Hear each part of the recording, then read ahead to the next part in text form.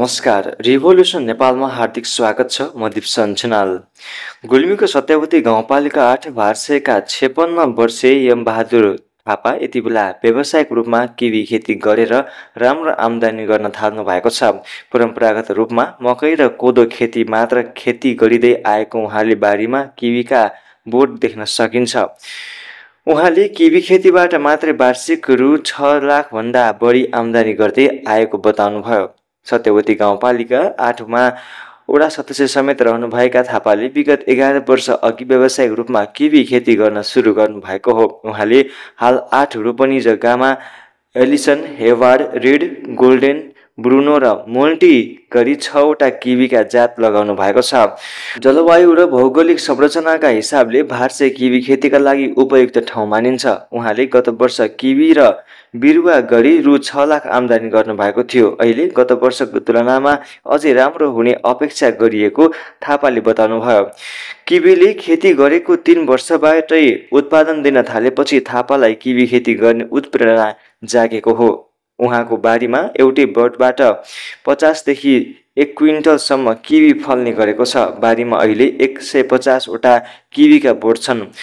सुरुमा थापाले तार, पाइप र खम्बा बनाउनका लागि रु 8 लाख खर्चेर व्यावसायिक रूपमा किवी खेती गर्न सुरु गर्नु भएको हो। त्यही लगानीले अहिलेसम्म काम गरेको छ। यो बहुवर्षीय भएको कारण एकपटक लगाएपछि 50 वर्षसम्म आम्दानी लिन सकिन्छ। त्यसैले यसैमा रमाएको छु, उहाँले भन्नुभयो। किवीमा अन्य जातका फलफुलमा भन्दा रुख खासै नलाग्ने भएकोले उहाँले बताउनुभयो।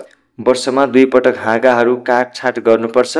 गोडमेल मात्र प्रयोग गर्दै आएको छु। त्यसै अनुसार उत्पादन पनि राम्रो हुँदै गएको छ, थापाले भन्नुभयो।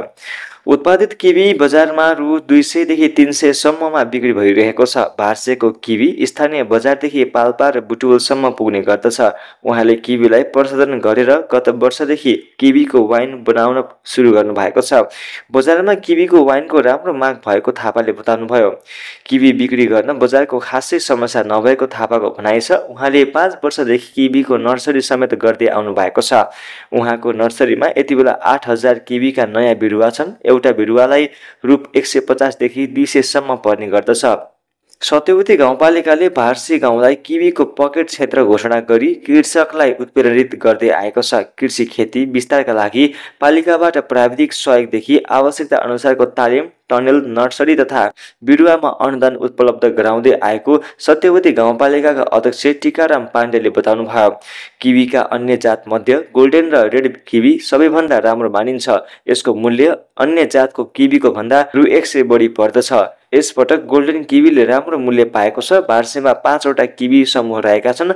उक्त समूहमा हाल 80 जना कृषक आबद्ध छन्। त्यहाँका कृषकको घरमा 10 देखि 150 बोटसम्म किवीका बोट छन्। उक्त क्षेत्रमा अहिले 50 क्विन्टल क्षेत्रफलमा किवी उत्पादन हुँदै आएको छ।